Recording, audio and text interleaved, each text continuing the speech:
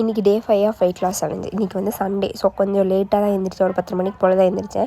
And எழுந்திரிச்சிட்டு எக்கை வந்து பாயிலுக்கு போயிட்டேன். கண்டிப்பாக இன்றைக்கி மத்தியானம் வந்து ஹெவியாக தான் சாப்பிட போகிறேன். அதனால் எக்கோடு நிறுத்திக்கலாம் அப்படின்னு சொல்லிட்டு நான் வெறும் 2 எக் மட்டும் தான் மார்னிங் பிரேக்ஃபாஸ்ட்டுக்கு எடுத்திருந்தேன். அண்ட் பொமோகிரானேட் வந்து ஜூஸ் போட்டு அப்படியே குடிச்சாச்சு. அண்ட் மறக்காமல் வந்து டெய்லி 4 லிட்டர்ஸ் தண்ணி வந்து மறக்காமல் குடிங்க. இப்போ நீங்கள் வந்து காலையில் மத்தியானம் ஹெவியாக சாப்பிட போகிறீங்கன்னா காலையில் வந்து கொஞ்சம் கம்மி பண்ணிக்கோங்க. நைட் ஹெவியாக சாப்பிட போகிறீங்கன்னா மத்தியானம் கொஞ்சம் கம்மி பண்ணிக்கோங்க. அப்படி நீங்களே பார்த்து பேலன்ஸ் வந்து நீங்களே பண்ணிக்கோங்க.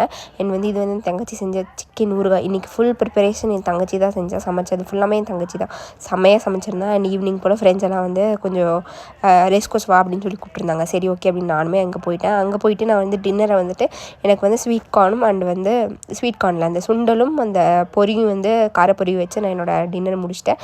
நான் மதியம் கொஞ்சம் ஹெவியாக இருந்தனால கொஞ்சம் நைட்டு லைட்டாக சாப்பிட்லான்ட்டு. அண்ட் ஃப்ரெண்ட்ஸ் எல்லாமே போய் காளான் அதெல்லாம் சாப்பிட்ருந்தாங்க. என்னையும் சாப்பிடுன்னு சொன்னாங்க. பட் இருந்தாலுமே நான் டயட்டில் இருக்க கொஞ்சம் கட்டுப்பாடாக இருக்கணும்னு சொல்லி நானுமே டயட்டில் இருந்துட்டு எதுவுமே சாப்பிடல.